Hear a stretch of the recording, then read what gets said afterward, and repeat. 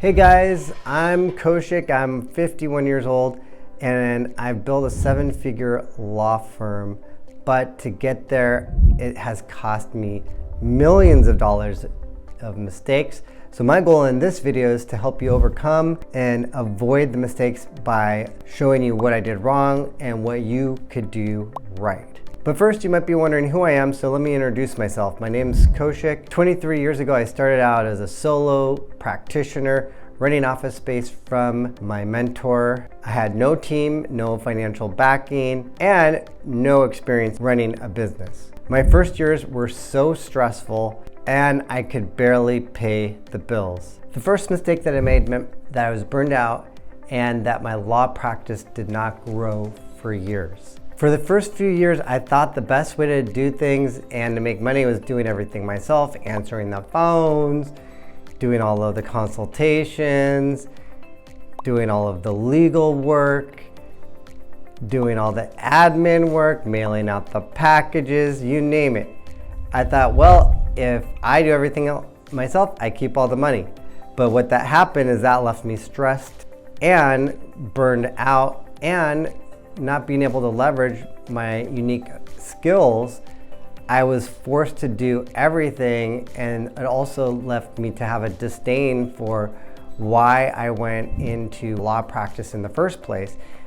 Now, I thought that hiring employees was the answer, but what happened next was everyone was coming to me for questions. Even though I was doing so much, I was working long hours, my company barely grew.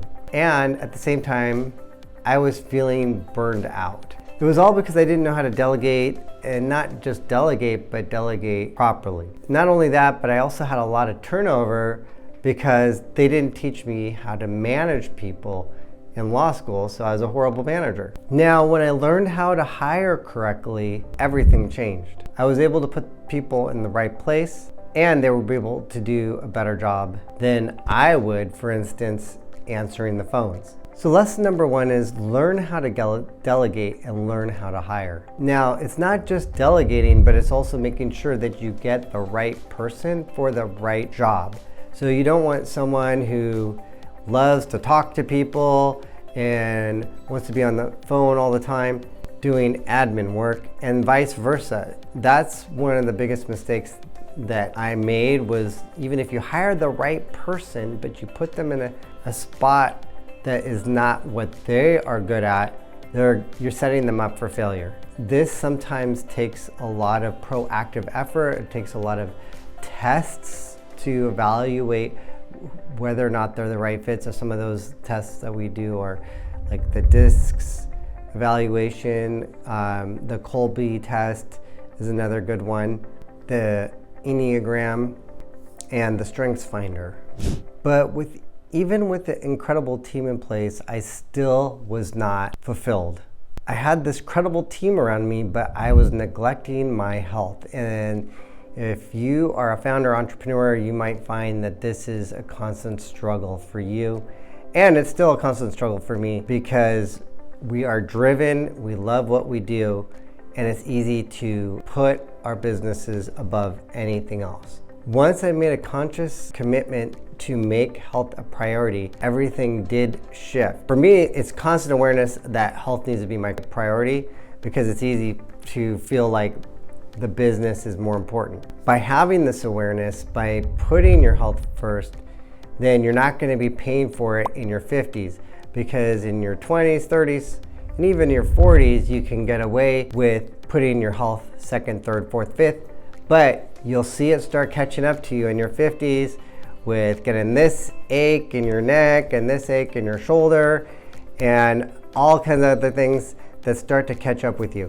So if you prioritize your health now, you can make sure that you're not going to pay for it later, and even at your current age as well, because you're going to feel more vital if you go to the gym. You're going to feel healthier, you're going to feel more alive, and that's going to give you more energy in your business. And speaking of awareness, this next mistake is only something I learned on my 50th birthday. I remember turning 50, and while I was supposed to be celebrating, I was feeling a little bit depressed. I was wondering, why am I at times masking and still trying to get others' approval and fit into something that I'm not, pretending when I'm not, and depending upon the social group that I was with. So I was a different person at work versus maybe a different person with my family versus a different person with friends. Why was I not just being authentically who I was all the time? One of the things that happens when you turn 50 is you realize you only have so much time left on this planet. So the realization came to me is that I no longer want to pretend being someone or something that I'm not just for other people's approval. When you realize when you're 50, and you don't need to wait until you're 50, when you realize that you can be your authentic self, this brings you so much more joy and happiness. And it sounds so easy, be your authentic self, but when you're around people, it's easy to try to mask. But when you realize, who cares? Now, don't be beat up on yourself if you're masking. It's a survival instinct to fit in. When we go back, way back in time, we lived in communities and tribes where we had to fit in to survive. Not fitting in at prehistoric times could mean death. However, now unmasking and being yourself, expressing your true opinions, dressing the way that makes you feel expressed are all small ways to be who you are. Now, even after unmasking, there were resentments that were built up over the years. And this was another hole in my life bucket that was leaking joy out of my life. One of the best things that I did in my life was forgive my father. See, when I was 12 years old, my parents got divorced and they separated. I was close with my father, and then when he was 16, he moved to India. At one point, by the advice of my therapist, I stopped speaking to him. I think my therapist had good intentions. It wasn't really the right thing for me to do because I lost invaluable time.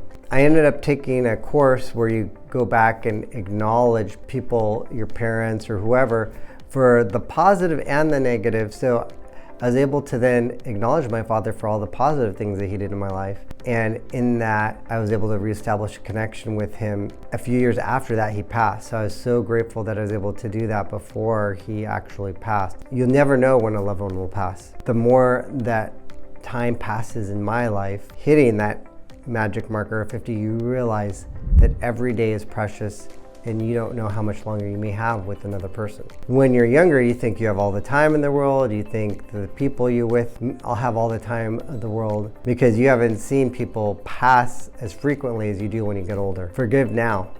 It will help bring joy and love into your life. It doesn't mean that what happened to you was okay. This is forgiveness so you can move on with your life, so you can live your best life. If you like this video, stay tuned for more that are coming up, and make sure you subscribe because we have a lot more great videos to come. Bye for now.